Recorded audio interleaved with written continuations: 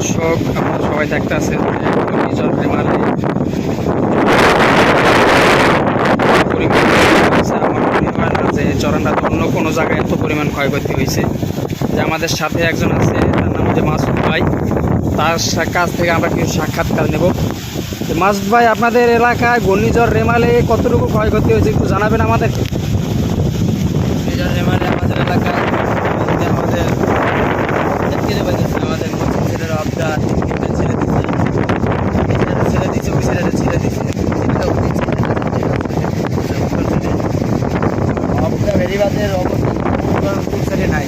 ওই সাইডে মনে করেন বেরিবাদের যে তোমার সংগড়া যে তোমার নাই, ওই সাইডে এমনভাবে জোয়ারের পানি আসছে, পুরো ঘর বাড়ি জেলে যাওয়া আসছে, সব কিছু যার কারণে মানুষজন তোমার চলাফেরা, কেউ সেন্টারে আসছে, কেউ বোর্ডে অবস্থান করতেছে, এভাবে কাটাতেছে। তো ইতিপূর্বে যে ঘরটি দেখতে আসছেন, এই ঘরটি কালকে ঘূর্ণিঝড় রেমাল যখন পশ্চিমে যখন বাতাস হয়েছে, ওই বাতাসের সময় ঘরটিকে পালাই দিয়েছে। এরকমের অনেক ঘর পালাইছে গ্রামের ভিতরে। কিছু কিছু জায়গায় এখনও পানি জমে আছে, যে পানি নামতে পারতেছে না কালভার্টের জন্য। কালভার্ট ছিঁড়া, তারপরও পানি পর্যাপ্ত পরিমাণ পানি হয়েছে, তারপর পানি নামতে কুলাইতে পারতেছে না।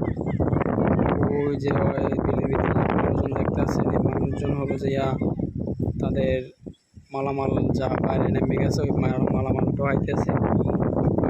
ওই দূরে দেখতে আছেন যে ওইখানে আপনার ঘর তলাই আছে পানির ভিতরে, এখনও পানি সব জায়গায় পানি চলতে পানি না আসছে।